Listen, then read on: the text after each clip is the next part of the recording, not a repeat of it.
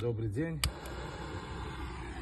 Будемо робити випробування нашої коптильні. Розпалимо і поглядимо, що у нас отримається.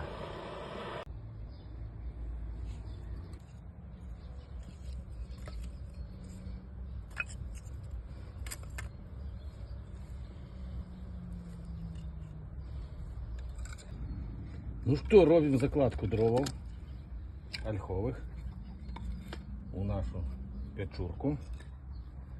Ось. А наверх покладем пару зрезов черешни. Поглядим, что это даст. Ну, десь вот так. Зараз трошки розгориться і будемо закривати. Ну, ось тут сама коптильня. Для спроби мы тут повесили вот несколько скумбрий соленых, пару ковалашков сальца и салаку, две низочки.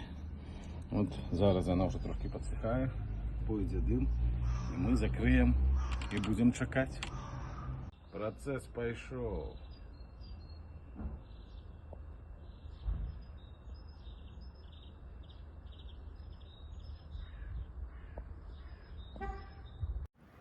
Так, процесс іде уже 7 годин. Робив я 2 закладочки, хутко третю. Ось приподниму вам, щоб ви бачили, що тут твориться. О! Фу. Оно без кислороду там подтлевая. 4 метра он проходит по этой трубе. Виходить туди температура. Зараз покажу. Ну і зараз це 32 градуси там внутрі. І ось такий невеликий вентилятор.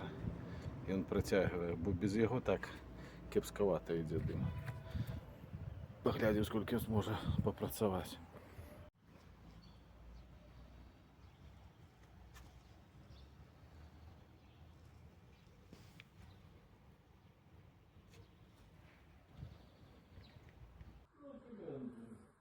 Что ты с голосом? Ну я лежа разговариваю.